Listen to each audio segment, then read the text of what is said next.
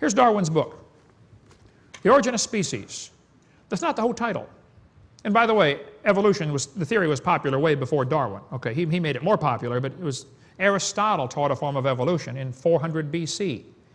The Egyptians taught evolution to Moses when he was in school. They said life evolved from the slime on the Nile River. Moses learned that growing up. Later, edited the book of Genesis. In the beginning, God created the heaven and the earth. Didn't faze him, okay? Okay, who's on the phone there, John? We've got Jared on the phone. Jared, yes, sir. I've been gone a week now. Are you calling in with exciting news? I don't think I have any news, no. Oh, no conversions back to young Earth creationism, and it'll happen. Keep going. Anyway, go ahead, Jared. Oh, God, I hope not. All right, well. Well, I have a quick question for you, Ken. Well, before you, I thought of you, I've actually prayed for you this morning. Did you? I was reading in the book of Exodus, chapter 1, Moses was raised in Egypt. Yep. So he knew Egyptian. He knew the language. He was, involuntarily, I mean, that's kind of the way it happened to him. He ended up getting in a basket, and Pharaoh's daughter got him, et cetera, et cetera.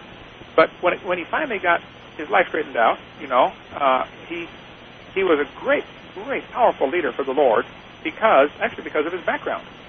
He'd been raised in a heathen society. He knew how the heathen thought. He knew, of course, the Egyptians taught a form of evolution. They said life started in the slime of the Nile River. And so I would say, what? The Egyptians used to teach that life evolved from the slime along the side of the Nile River. Do you have a source for that, Ken? Oh, it's been years since I read that. Yeah. They thought that the frogs just came up out of the mud along the side of the river. The mosquitoes came up out of the mud. I mean, they do, That's not evolution, though. That may be your, straw man version of evolution, but that's not what it teaches. Well, okay, I'll have to check that out. But anyway, I thought, this is Jared. He's already got the training for evolution. He knows how they think, and now when we get him converted, he's going to be great, just like a Moses. So, like a Dean Kenyon or something. Yeah, Dean Kenyon. The next Moses will be Jared. Anyway, go ahead, Jared. What's your question? I'm flattered. You got to get a beard, though. So, you have a beard? Yeah, actually, I just clipped it off.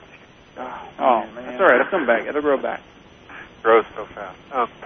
Okay, so one thing I was going to ask you again that isn't the main topic I wanted to talk about, but that I wanted to get your response on is you were saying earlier that evolution is a useless theory. Yes, that's what and was reading from there from the Secular Journal from Philip Skell. Yeah, Philip Skell, Skell. He's Why Do We Invoke Darwin is the title of the article. He says, look, he's never met anybody that the evolution theory influences their science in any way. Maybe he hasn't, and maybe his work does not involve itself very much with Darwinian He's theory. An expert on antibiotics and their resistance, and he said he queried over 70 other doctors in relevant fields that he felt would be directly influenced by it. Wait, and their resistance? Yeah. Antibiotic resistance, right. Okay, and this guy is claiming that Darwinian evolution has nothing to do with antibiotic resistance? He said it does not have any guiding force. He said it's a nice narrative gloss to just make up a great story about it, but it doesn't have anything with guiding it. Let's be very careful about what we're saying here. Are we talking about, is he saying that, the history of life on Earth has something to do with it, or the Darwinian theory has something to do with it? So you've got the article right here. We can read the relevant section just one more time. Go to the-scientist.com. You won't be able to get it right now. It's premium content unless you pay for it. Oh. So. Premium content. Yeah. Just a couple weeks old. What is this, August 29th? Yeah, I think they put it out for a week, and then they make it premium. So I think it's towards the bottom, though, when he talks about the different scientists that he queried. Yeah. Well, if he's saying that the history of life, as evolutionary theory claims it happened, is irrelevant to antibiotic resistance, obviously he's correct, but that's irrelevant. I mean, if he's claiming, on the other hand, that Darwinism has nothing to do with antibiotic resistance, he's a moron, and I don't think that he's saying that. So I just said that. He said, and I can quote it verbatim here if you want to. He said, let's see, certainly my own research with antibiotics during World War II received no guidance from insights provided by Darwinian evolution, nor did Alexander Fleming discover bacterial inhibition by penicillin. I recently asked more than 70 eminent researchers if they would have done their work differently if they had thought Darwin's theory was wrong. Their response were all the same, no. And he goes on also to explain the discovery of the double helix, characterization of ribosomes, and how it has no guiding force over any of this stuff. Yeah, one more time. What did he say his work was on? Antibiotics during World War II. But what about antibiotics? He just says he dealt with antibiotics during World War II. Yeah, see, that's being ambiguous. the point about antibiotic resistance is about how the mutations and the selection for those mutations Okay, well, let's look at benefits the another. organism. I even queried biologists working in areas where one would expect the Darwinian paradigm to have most benefited research, such as the emergence of resistance to antibiotics and pesticides. Here, as elsewhere, I found that Darwin's theory had provided no discernible guidance, but was brought in after the breakthroughs as an interesting narrative gloss. So is that what you're looking for? I guess. Okay. I guess I'll have to read that myself. Well, I just typed in on Google, Philip Skell, S-K-E-L-O, and up came the Panda's Thumb website. Okay. Yep. They're definitely going to be talking about this. Yeah.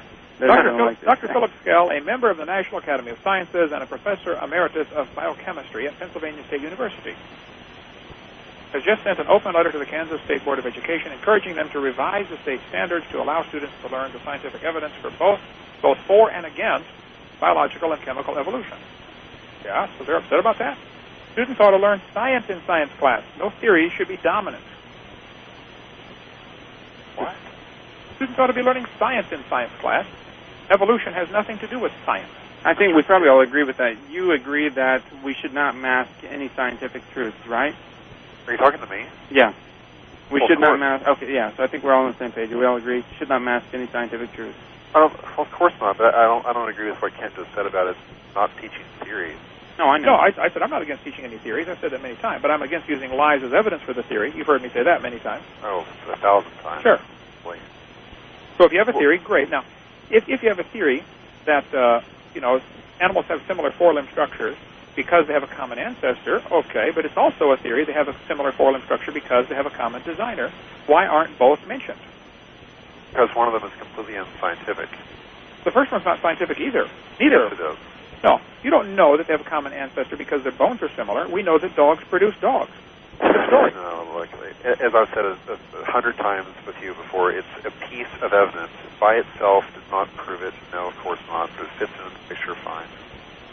I think it fits into the creation picture even better.